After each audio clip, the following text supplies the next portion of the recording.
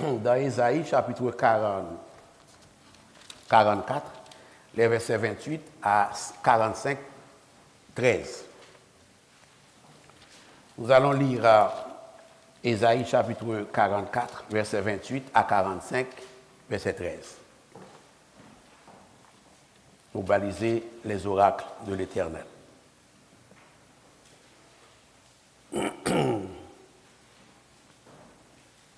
Lisons, mes frères et mes sœurs. Je dis de Cyrus, il est mon berger, et il accomplira toute ma volonté, ensemble. Tu vas afficher? Ah, ok.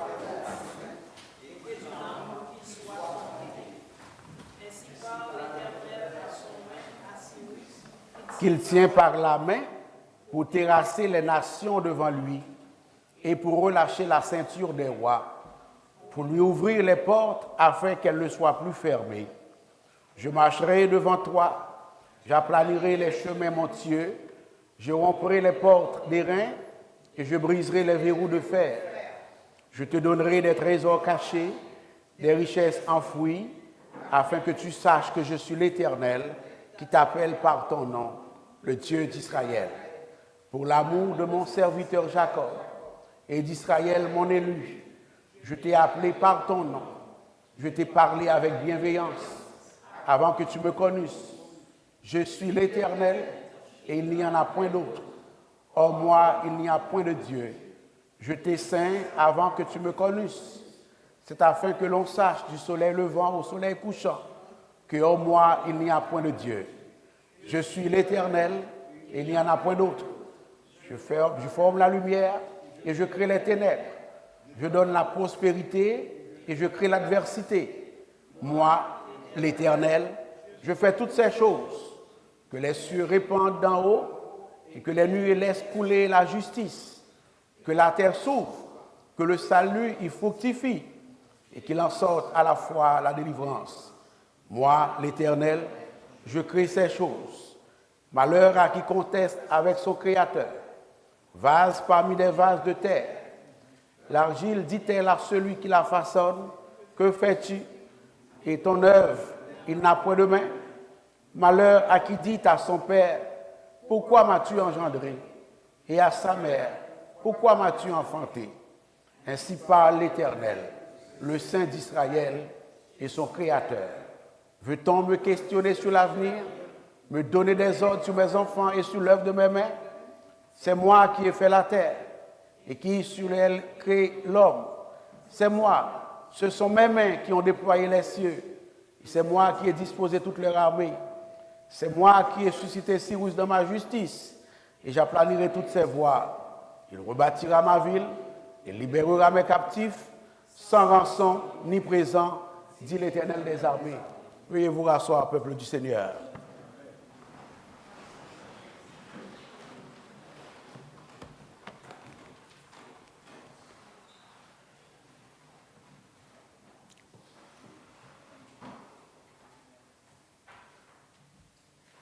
Pour mieux comprendre ce dont il est question dans ce passage,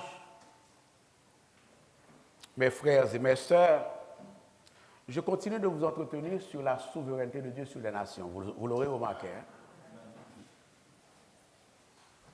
Il est important de se rappeler, frères et sœurs, là où tout a commencé.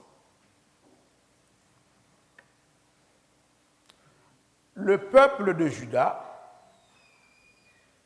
incluant les habitants de Jérusalem, s'est montré désobéissant envers Dieu.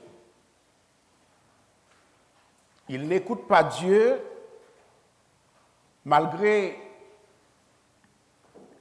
les nombreux avertissements que Dieu lui envoie par l'entremise de ses saints prophètes. En Jérémie 25, versets 1 à 7 par exemple, il est écrit: la parole fut adressée à Jérémie sur tout le peuple de Juda. Et je vous saute les versets 2 à 3 pour écourter la lecture, et je tombe au verset 4 à continuer pour vous faire voir la situation de désobéissance du peuple de Juda. Verset 4. Je vous ai parlé dès le matin et vous n'avez pas écouté. L'Éternel vous a envoyé tous ses serviteurs et les prophètes, et il les a envoyés dès le matin, et vous n'avez pas écouté. Vous n'avez pas prêté l'oreille pour écouter. Verset 5, ils ont dit, revenez chacun de votre mauvaise voie et de la méchanceté de vos actions, et vous resterez dans le pays que j'ai donné à vous et à vos pères d'éternité en éternité. Verset 7, mais vous n'avez pas écouté, dit l'Éternel, afin de mériter par l'ouvrage de vos mains pour votre malheur. Et à cause de cette situation, comme nous avions commencé à le voir à travers le livre d'Habakkuk, Dieu annonce par Jérémie un temps de châtiment pour son peuple, un temps de désolation en raison de sa désobéissance. C'est ainsi que toujours Jérémie chapitre 25, au verset 8 à 11, il est écrit « C'est pourquoi, donc en raison de la désobéissance du peuple de Dieu, c'est pourquoi, ainsi parle l'Éternel des armées, parce que vous n'avez point écouté mes paroles, j'enverrai chercher tous les peuples du septentrion, dit l'Éternel, et j'enverrai auprès de Nebuchadnezzar, roi de Babylone, mon serviteur, je le ferai venir contre ce pays et contre ses habitants et contre toutes ces nations alentours, afin de les dévouer par interdit et d'en faire un objet de désolation et de moquerie, des ruines éternelles. Tout ce pays, dit Dieu, deviendra une ruine, un désert, et ces nations seront asservies au roi de Babylone pendant 70 ans. Voilà le verdict de Dieu sur son peuple, étant donné sa désobéissance répétée à l'égard du Dieu de l'Alliance, frères et sœurs. Vous aurez remarqué que Dieu dit que Nebuchadnezzar sera son serviteur qu'il utilisera pour châtier Juda en provoquant la ruine nationale, la désolation nationale et également en provoquant des pleurs au sein de son peuple, parce que vous n'avez pas écouté mes paroles, voici, j'enverrai chercher tous les peuples du septentrion, dit l'Éternel, j'enverrai aussi Nebuchadnezzar, roi de Babylone, mon serviteur, je les ferai venir contre ce pays et contre ses habitants. Nous parlons de la souveraineté de Dieu sur les nations, frères et sœurs. Eh bien, voilà un exemple de la manifestation de la souveraineté de notre grand Dieu sur les nations de la terre. Il arrive, frères et sœurs, que les rois et les nations de la terre agissent conformément au dessein de Dieu sans même le savoir. Il arrive que des rois et des nations de la terre agissent conformément au projet de Dieu, au plan de Dieu, au dessein de Dieu, à la volonté de Dieu, ceci sans même le savoir.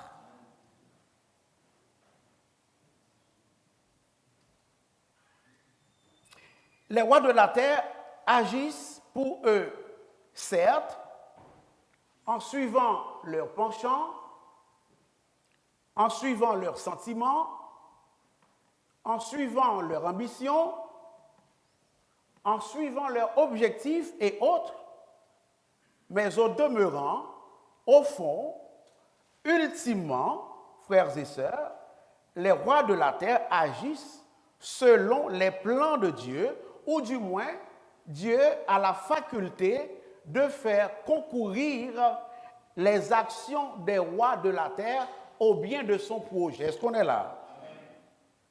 Dieu, je vous le dis, est souverain sur les nations, frères et sœurs.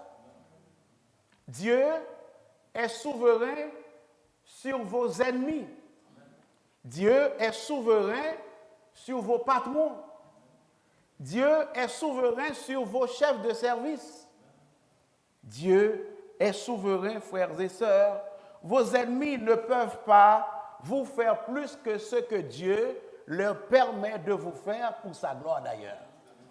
Vos ennemis ne peuvent vous faire plus que ce que Dieu leur permet de vous faire, et cela pour sa gloire, frères et sœurs. L'Écriture ne dit-elle pas d'ailleurs que quand Dieu approuve les voies d'un homme, quand Dieu approuve les voies d'une femme, quand Dieu approuve les voies d'une famille, quand Dieu approuve les voies d'une église, il dispose en leur faveur même de leurs ennemis. Est-ce qu'on se rappelle?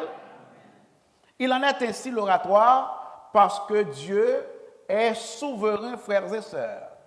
Rappelez-vous l'oratoire.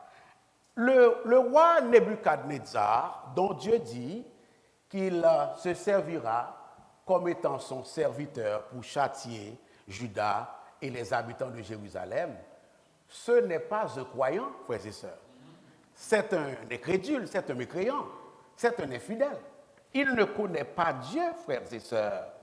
Et alors, les conquêtes militaires que cet homme va entreprendre à l'encontre de Juda et de Jérusalem, ce sont des conquêtes militaires qu'il va entreprendre pour accomplir le dessein de Dieu sans même que lui ne le sache. Est-ce qu'on est là, frères et sœurs? Et au passage, l'oratoire, laissez-moi vous dire rapidement que ce ne fut pas la première fois que l'Écriture nous montre, ni la dernière d'ailleurs, que l'Écriture nous montre que Dieu a cette faculté d'agir de façon souveraine sur les nations. L'apôtre Paul, ci-devant Saul de Tarse, s'appuyant sur Exode 9, le verset 16, il dit clairement dans Romains 9, le verset 17, car l'Écriture dit à Pharaon, je t'ai suscité à dessein, c'est Dieu qui parle, je t'ai suscité à dessein pour montrer en toi ma puissance, afin que mon nom soit publié par toute la terre. Vous vous rappelez, frères et sœurs, Pharaon s'est endurci par son cœur mauvais, Pharaon s'est endurci par son incrédulité, Pharaon s'est endurci par son orgueil, par sa résistance répétée à l'égard de Dieu. Dieu, dans sa toute-puissance, pourrait stopper la résistance de Pharaon, mais Dieu dit qu'il ne l'a pas fait, frères et sœurs. Dieu a laissé Pharaon faire, Dieu a laissé Pharaon s'endurcir, dit-il, afin que, par la résistance de Pharaon, Dieu puisse manifester sa puissance et son autorité par des miracles et des prodiges, et cela à la gloire de son Saint-Nom, frères et sœurs. L'oratoire, comprenez cela très bien, comprenez cette doctrine très très bien. Une nation tombe parce que Dieu le permet et souvent l'ordonne. Est-ce que l'Église est là? Une nation tombe parce que Dieu le permet et souvent parce que Dieu l'ordonne. De la même manière, une nation est restaurée, une nation se relève parce que Dieu le permet et l'ordonne, frères et sœurs. Voilà pourquoi Dieu dira de ses serviteurs et ses servantes, pas un cheveu de leur tête ne tombera sans sa permission. La souveraineté de Dieu, frères et sœurs, cela dit,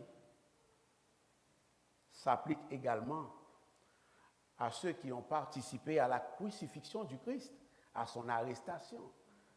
La souveraineté de Dieu s'applique également au bourreau du Fils de Dieu cloué à la croix du calvaire infâme à Golgotha.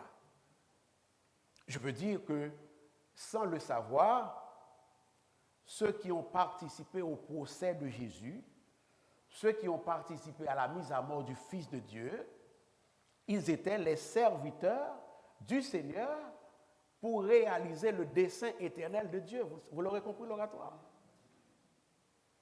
Incidemment, quand les compagnons de service de Pierre et Jean ont entendu leur témoignage après qu'ils aient été relâchés de la prison, ils élevèrent la voix, ils ont compris cela, ils élevèrent la voix et dirent, Actes chapitre 4, les versets 26 à 28, les rois de la terre se sont soulevés et les princes se sont ligués contre le Seigneur et contre son oint. En effet, contre ton saint serviteur Jésus, que tu as oint, Hérode et Ponce Pilate se sont ligués dans cette ville avec les nations et les peuples d'Israël pour faire tout ce que ta main et ton conseil, c'est-à-dire ta volonté, ton dessein, tes plans, avaient arrêté. Arrêté, c'est fixé, déterminé, ordonné d'avance. Ici, nous avons la souveraineté de Dieu, frères et sœurs. Cela ne veut pas dire naturellement que les gens qui ont maltraité le Fils de Dieu, qui l'ont crucifié, sont innocents. Cela ne les disculpe pas, frères et sœurs. Cela ne les innocente pas, loin de là. Ils sont coupables en ayant suivi le penchant de leur cœur par le mal qu'ils ont fait à l'enfant de Dieu, frères et sœurs. Mais je veux dire que Dieu a utilisé le mal qu'ils ont voulu faire à son Fils et il l'a fait concourir au bien de l'humanité. Est-ce que l'Église est là? C'est ce qui est arrivé, frères et sœurs. Jérémie a reçu la révélation que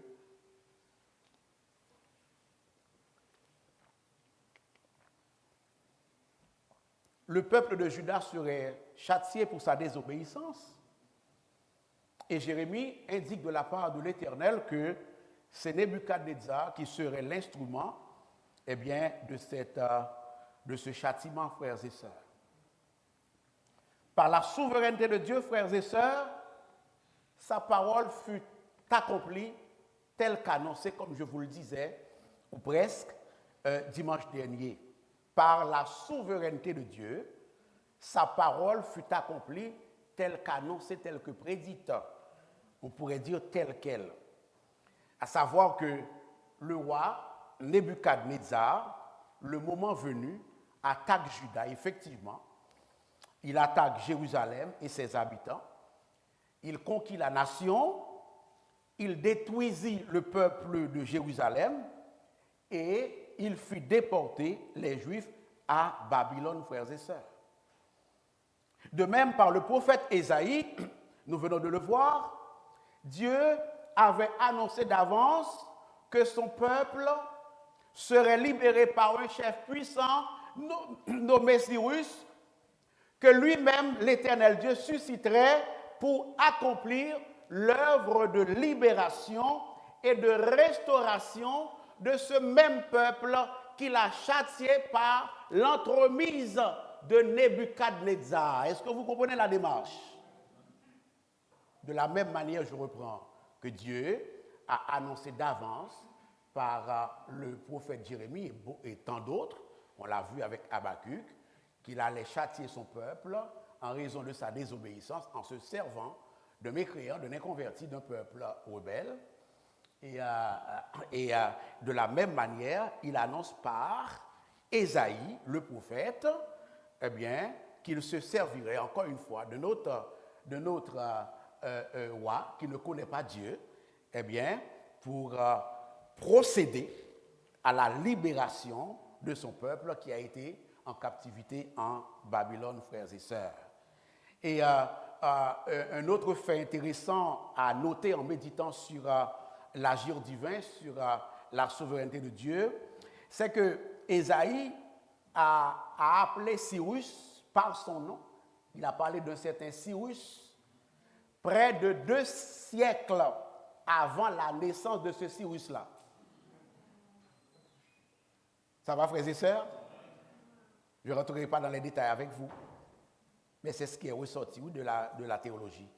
Ésaïe a dit que Cyrus serait un berger de l'Éternel, chapitre 44, le verset 28. Il a dit que Cyrus serait loin de l'Éternel, chapitre 45, verset 1er, loin le berger de l'Éternel, le berger qui servirait le Seigneur en accomplissant ses desseins, frères et sœurs. Le prophète Ésaïe a prophétisé, frères et sœurs, nous venons de le lire ensemble, que Dieu livrerait les nations de la terre à Cyrus et que Dieu aiderait Cyrus à vaincre de grands rois des nations puissantes, et dans la foulée de ses victoires, Cyrus vaincrait cette Babylone qu'il avait suscitée contre son peuple, avec à leur tête le roi Nebuchadnezzar. Et par le fait même, frères et sœurs, Dieu dit à Cyrus que Cyrus allait profiter de sa puissance, de son pouvoir, de son autorité, de ses victoires qu'il lui donne sur les nations alentours. Il devait en profiter, qu'il allait en profiter pour procéder à la libération de son peuple qui est en captivité, qui est exilé, qui est en exil à Babylone. Il allait profiter de ses victoires pour ordonner le retour de son peuple chez lui à Jérusalem, dans le côté sud du pays, frères et sœurs.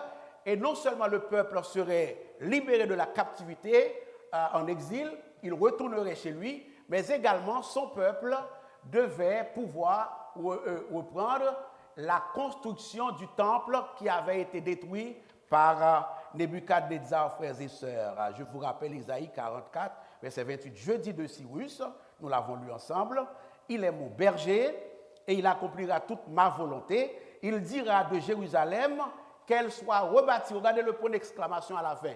Il dira de Jérusalem qu'elle soit rebâtie. Amen. Que ta vie soit rebâtie au nom de Jésus de Nazareth. Il dira de Jérusalem qu'elle soit rebâtie et du temple qu'il soit fondé. Je déclare que vous êtes fondés au nom de Jésus. Hey, il dira du temple qu'il soit fondé. Et 45, verset 13, c'est moi qui ai suscité Cyrus. Regardez bien, regardez, c'est Dieu qui parle. C'est moi qui ai suscité Cyrus dans ma justice. Et j'aplanirai toutes ces... Laissez-moi vous dire que Dieu va aplanir toutes les voies devant vous parce que c'est lui qui t'a appelé à la vie éternelle. Est-ce que l'Église est là? C'est lui qui t'a oint par son Saint-Esprit. Il rebâtira ma ville et libérera mes captifs, cette fois-ci sans rançon, ni présent, dit l'Éternel des arts.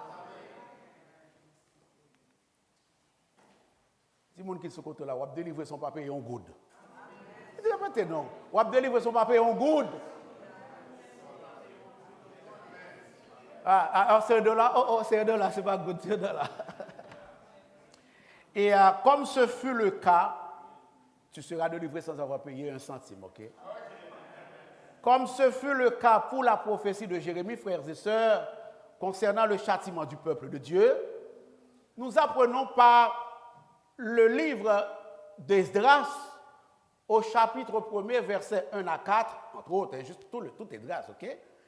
Nous apprenons que la parole de l'Éternel fut accomplie comme prédite, comme annoncée, telle qu'elle. On suit? Premier épisode, châtiment ou désobéissance. Deuxième épisode, enfin, premier épisode, désobéissance, répété. Deuxième épisode, châtiment. Troisième épisode, Dieu annonce la restauration par l'intermédiaire de Cyrus. Et maintenant, c'est accompli. C'est accompli. C'est pas si bon Dieu observe là, non, l'oratoire. Exode 1, verset 1 à 4 me dit que c'est arrivé.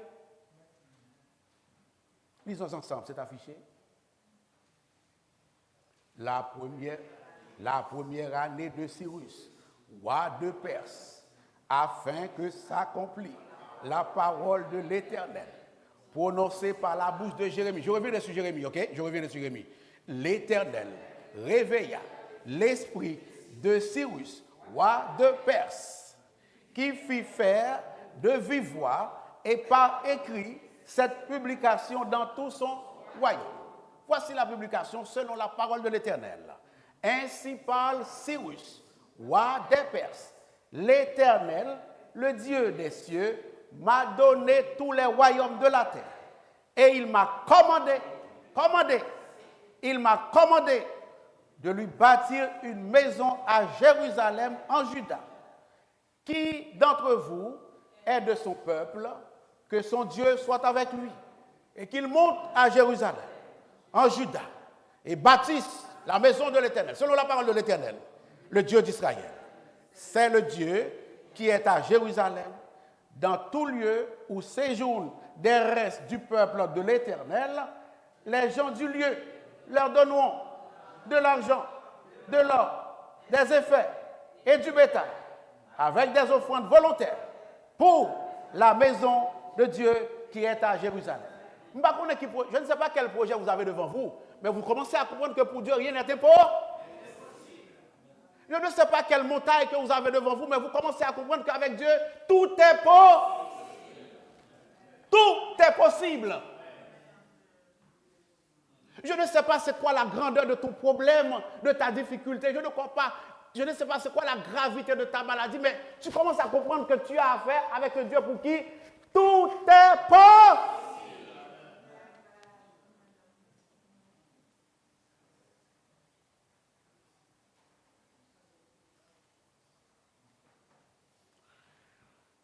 L'Écriture dit, selon la parole de Jérémie, vous aurez compris qu'il n'y a pas d'erreur dans la Bible. Jérémie a fait la même révélation, il a reçu la même révélation que Ésaïe. Okay?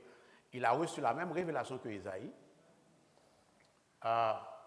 Probablement, ils ont reçu la révélation en des termes différents, mais c'est la même révélation. L'esprit de la révélation est la même. Première possibilité. Deuxième possibilité, c'est que, voyez-vous, Ésaïe n'a pas de délai, mais Jérémie a reçu la révélation avec un délai. Ils vont passer là-bas 70 ans. Est-ce que l'Église est là? Jérémie 29, verset 10. Hein, ils vont passer 70 ans là-bas. Et Ésaïe n'a pas mentionné non plus la désobéissance du peuple, tant que ça. Et le châtiment du peuple, il ne l'a pas mentionné non plus. Et lui, il est plus le prophète de la restauration, Ésaïe, ok? Et Jérémie est à la fois le prophète de la restauration et le prophète des avertissements concernant la désobéissance du peuple. Alors, l'auteur d'Esdras ne veut pas mentionner les deux. Sachant que les deux ont la même révélation, il établit une relation de continuité dans l'agir divin, dans la révélation de Dieu. Il prend les termes d'Ésaïe pour les termes de Jérémie, sachant que Jérémie a dit la même chose que Ésaïe. Je t'avais promis de revenir là-dessus. J'ai quelqu'un qui m'avait posé cette question. Hein. J'ai un jeune qui m'avait posé cette question. J'espère qu'il écoute en ce moment, parce que ça fait partie des questions que je n'avais pas répondues encore. Dieu a dit qu'Israël serait à Babylone en captivité pendant 70 ans, mais qu'il retournerait chez lui au terme de ces 70 ans-là. Effectivement, frères et sœurs, j'ai fait 2 calculs, et les 2 calculs m'ont montré que le peuple de Dieu a passé 70 ans, et au terme de ces 70 ans, le décret de Cyrus qu'on vient de lire a été adopté pour la libération du peuple de Dieu. Nous lisons dans Proverbe 21, verset 1er, « Le cœur du roi est dans la main de l'Éternel comme un fleuve d'eau. Il l'oriente où il veut, frères et sœurs. » Au terme des 14 années, au terme des 70 années, le peuple de Dieu a trouvé un début de restauration qui allait continuer dans le temps. Et si vous lisez la suite du passage, vous remarquerez que une fois qu'ils ont retourné, les Lévites, qui est une classe pastorale, une classe sacerdotale, a été utilisée par Dieu pour conduire les opérations. Surtout qu'il s'agissait de la reconstruction du temple de Dieu. Parce que le projet du retour avait en son cœur la reconstruction du temple de l'Éternel.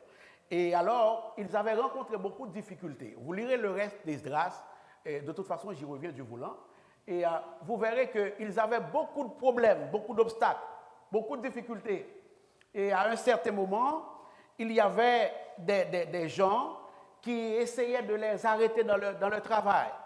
Et ces gens-là avaient envoyé une lettre au roi de Perse à l'époque pour lui dire que les Juifs prévoyaient de se rebeller quand ils disent qu'ils veulent retourner pour aller reconstruire le temple de l'Éternel, quand ils ont reçu l'invitation à retourner. Et malheureusement, le roi de Perse, il a écouté la voix de ces personnes-là, et il a ordonné l'arrêt des travaux de reconstruction du temple, et cet arrêt des travaux a duré 14 ans. Mais lorsque vous allez lire le passage à la maison, vous verrez que au terme de ces 14 ans, Dieu allait susciter d'autres personnes en faveur de son plan, en faveur de son œuvre, en faveur de son travail. Les rebelles et les étrangers ont encore tenté de bloquer le travail. Ils se sont adressés à un nouveau roi, au roi Darius, pour lui dire, écoutez, ces gens-là n'ont pas d'affaires à reconstruire. Et Darius a reçu le conseil de fouiller dans les archives et à pouvoir ce qui s'est passé, et il est tombé sur l'édit qu'on vient de lire, l'ordonnance qu'on vient de lire que le roi Cyrus avait pris. Et alors, à partir de cela, il dit, bon, ça a déjà été donné l'autorisation pour que ces gens-là rebâtissent le temple de Jérusalem, et alors on va les laisser faire. Et le travail a repris, ça a été long, mais le peuple de Dieu a réussi quand même. Je prie au nom de Jésus qu'on mise en route, mon pote, bonne nouvelle matin.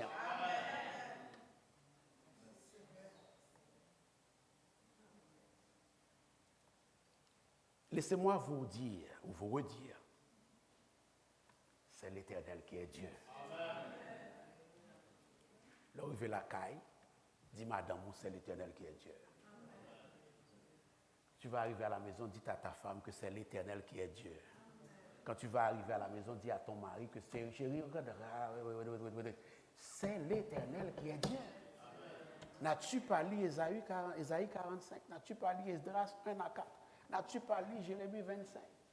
De quoi tu parles? Qu'est-ce que tu racontes? Qu'est-ce qui est impossible là? Qu'est-ce qu'on ne peut pas faire là? Avec Dieu, tout est possible.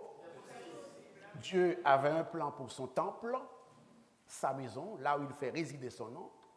Dieu avait un plan pour sa ville, la ville où il a choisi de faire résider son nom. Dieu avait un plan pour son peuple.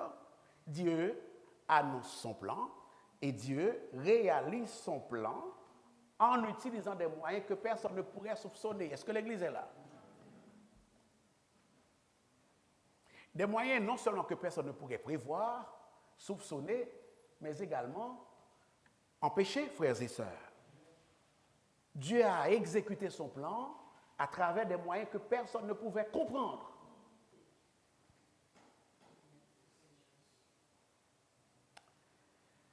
Près de 200 ans se sont écoulés, frères et sœurs, quand Isaïe a prophétisé.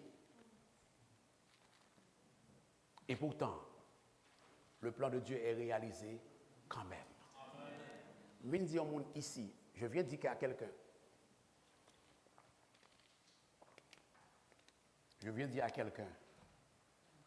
que le temps ne peut pas anéantir les projets de Dieu sur ta vie. Depuis que tu attends là, c'est-tu 5 ans, c'est-tu 10 ans, c'est-tu 15 ans, c'est-tu 20 ans, c'est-tu 2 ans, c'est-tu 3 mois, c'est-tu 4 mois, depuis que tu attends là, laisse-moi te dire que Dieu est souverain sur ce temps-là. Le temps ne peut pas faire obstacle à la réalisation des promesses de Dieu. Première leçon de ce passage, l'oratoire, peuple du Seigneur. Deuxième leçon, Dieu veut que vous sachiez que les circonstances, quelle qu'en soit la nature, quelle qu'en soit l'origine, ne peuvent anéantir les projets que Dieu a pour ta vie. Ah, c'est pas pareil.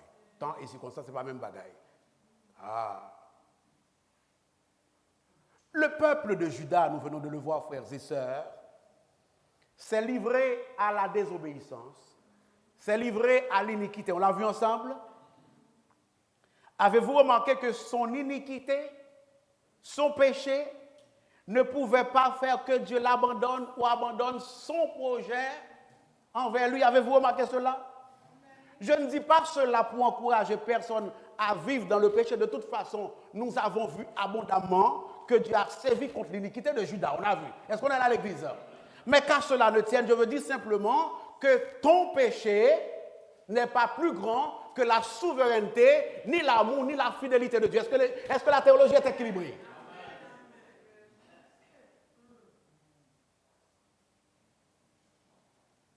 Le péché ne peut pas faire obstacle à la réalisation du plan de Dieu pour son enfant, pour ses enfants, pour son peuple. Ça serait trop facile.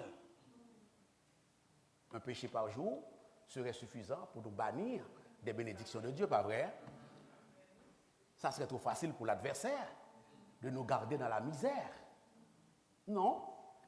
Dieu va me châtier, ça c'est clair. Mais la même côté, la même quand? C'est ce qui est arrivé, c'est ce que l'Écriture nous montre.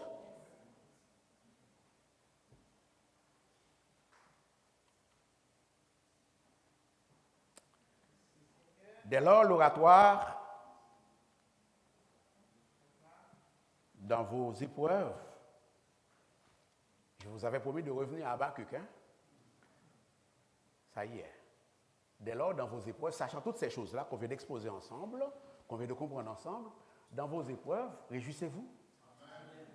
C'est ça l'application ultime. Réjouissez-vous dans vos problèmes, dans vos difficultés, réjouissez. C'est ça la meilleure application de la leçon. Il n'y en a pas d'autre. Nous avons vu, frères et sœurs, que Habakkuk a prié pour lui, il a prié pour son peuple, et Dieu, dans sa grâce, dans ses compassions, Dieu lui a donné une série de révélations qui ne correspondaient pas nécessairement à ses attentes. On se rappelle bien, pas vrai? Il voulait que ça cesse tout de suite, mais Dieu lui a dit, je vais te donner d'autres choses, je vais te donner une révélation. On l'a vu ensemble. Et nonobstant le fait que Dieu n'a pas comblé ses attentes par rapport à ce que lui voulait, le serviteur de Dieu demeure fidèle. Il s'est contenté de la révélation de Dieu.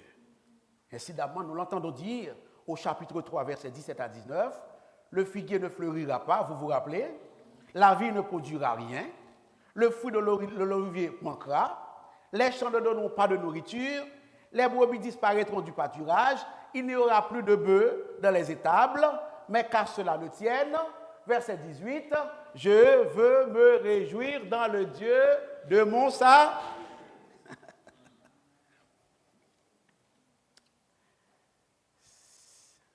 Et pourquoi il veut se réjouir dans le Dieu de son salut? Parce qu'il est sa force. Et il dit, il rend mes pieds semblables à ceux des biches et il me fait marcher sur mes lieux élevés. Waouh, gloire à Dieu. Hein? Dans un temps d'extrême faiblesse, de fragilité, d'incertitude, de désolation, de problèmes, de tracas, les pieds du prophète sont devenus tout de même semblables aux pieds des biches. Mes pieds sont devenus semblables aux pieds des biches. C'est un langage poétique, vous l'aurez compris. C'est-à-dire que ses pieds sont devenus légers. Hein? Il est capable de marcher. Ça souligne l'agilité. Ça va à l'église? Il est capable de marcher d'un pied léger et rapide. Pourquoi? Parce qu'il saisit les promesses de Dieu par la foi. C'est-à-dire qu'il rend mes pieds semblables aux pieds des biches. Ça veut dire qu'il est allégé de son fardeau. Parce que, à entendre la promesse de Dieu, il s'est déchargé sur Dieu de son fardeau. Ce n'est plus son fardeau, maintenant c'est le fardeau de Dieu. Et alors, il est allégé, il est consolé, il est encouragé, frères et sœurs, mes bien-aimés. À vous qui souffrez, Dieu vous dit ce matin, peut-être cet après-midi, là, il dit, Dieu vous dit qu'il a un plan pour toi. Il a un plan sur ta vie. Et Dieu vous dit qu'il a le plan de vous rendre ce que l'ennemi vous a volé. Ça va l'Église? Je vous dis qu'il a le plan de juger le péché. Il a le plan de juger la souffrance. Il a le plan de juger la douleur, le mal, incluant l'auteur du mal, en l'occurrence Satan le diable. Dieu vous dit qu'il a un plan pour juger la maladie. Il a un plan pour juger les conflits, les querelles. Dieu vous dit qu'il a un plan pour juger l'hypocrisie, la procrastination, la rébellion. Dieu vous dit qu'il a un plan pour juger la mort, les privations, la persécution. Dieu jugera tout cela.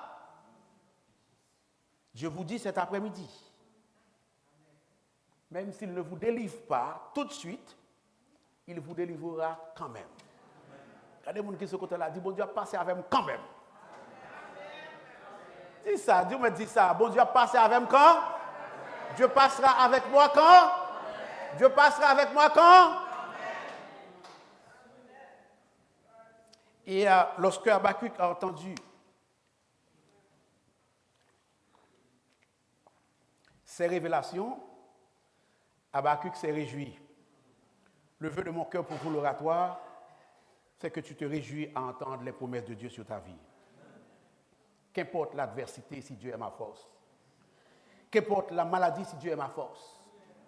Qu'importe la séparation par la mort d'un être cher si Dieu est ma force. Qu'importe la vieillesse si Dieu est ma force. Qu'importe la persécution si Dieu est ma force. Qu'importe le chômage si Dieu est ma force. Qu'importe que je n'ai pas encore ma résidence si Dieu est ma force.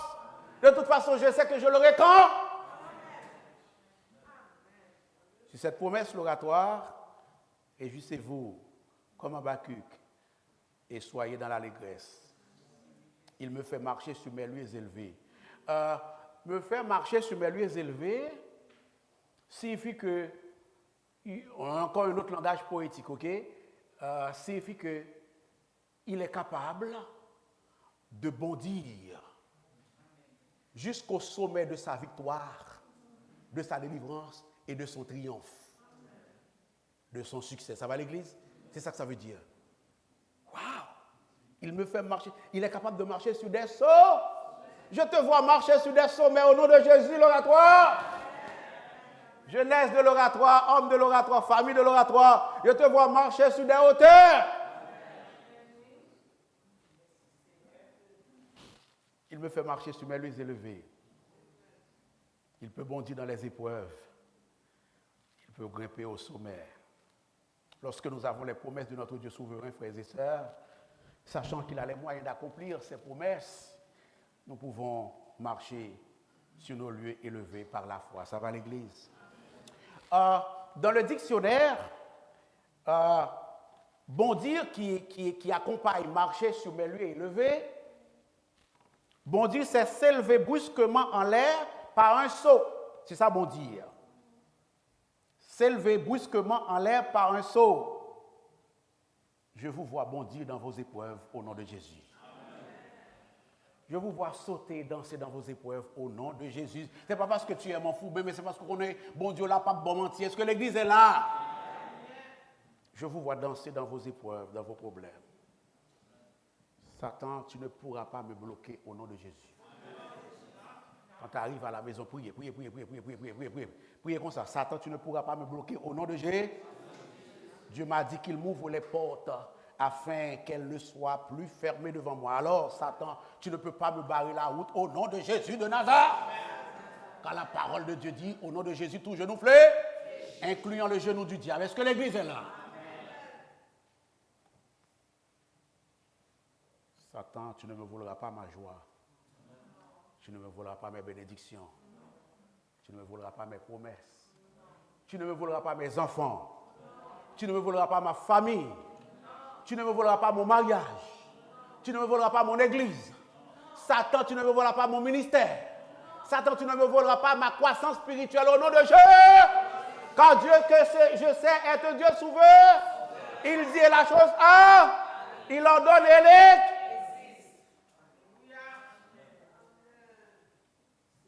Soyez bénis l'oratoire. S'il y a quelqu'un qui n'a pas encore rencontré ce Dieu-là dans sa vie, c'est l'occasion pour vous de le faire si vous nous écoutez. J'ai ma famille qui m'écoute beaucoup. à Boston, un peu partout. S'il y en a qui ont besoin de rencontrer ce Dieu-là en Jésus-Christ pour s'assurer de la victoire, de la joie dans les épreuves, pour s'assurer que ses promesses sont également les vôtres, alors vous pouvez nous appeler. Et mon nom c'est Auguste, nous écrivons un courriel et aussi un bien-aimé de la congrégation que vous connaissez. Vous pouvez leur demander à me rencontrer et on pourra vous en dire davantage par rapport à tout ce que vous venez d'entendre. J'aimerais seulement rappeler à l'Église, également à des éventuelles personnes qui voudraient se donner à Jésus. On vient de voir Dieu qui avait puni son peuple, qui a châtié son peuple, en l'envoyant en exil. C'est fermé, ok? En l'envoyant en exil. Vous vous rappelez? Et peut-être que je reviendrai là-dessus. Et son peuple est en exil par le châtiment. Son peuple souffre en exil. L'exil est synonyme de souffrance, on est d'accord? Et il a suscité son roi, Cyrus, pour la libération de son peuple. Laissez-moi vous dire que depuis le jardin d'Éden, depuis la chute, l'humanité est en exil. Nous vivons l'exil du péché. Cet exil nous apporte la souffrance. Et Dieu a suscité un nouveau Cyrus, en la personne de son Fils, pour nous libérer de l'exil. Ça va l'Église? Jésus est le nouveau Cyrus. En lui, vous et moi, ceux qui sont déjà pour Jésus, pour Christ, sont en train d'être libérés de l'exil. C'est-à-dire que par la foi, nous sommes déjà complètement libérés, mais nous ne sommes pas encore dans la nouvelle terre, dans les nouveaux cieux. Dieu a chassé, Dieu a exilé Adam et Ève, il les a chassés du jardin et il a posté des chérubins pour pas que l'humanité entre par les portes d'en arrière.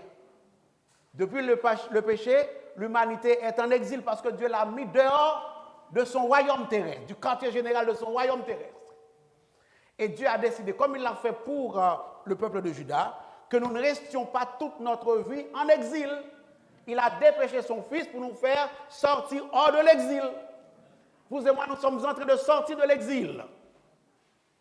Et lorsque nous arriverons dans la Nouvelle Jérusalem, nous réintégrerons le royaume de Dieu et ce sera la fin de cet exil pour nous. Est-ce que l'exil est là? Vous n'êtes pas obligés de mourir en exil. Ceux qui ne sont pas encore convertis, vous n'êtes pas obligés de mourir en exil parce que le Christ s'est exilé. En prenant la mort, il s'est exilé. Il s'est exilé pour vous faire sortir hors de l'exil. Saisissez sa main et vous aurez la vie éternelle. Soyez bénis.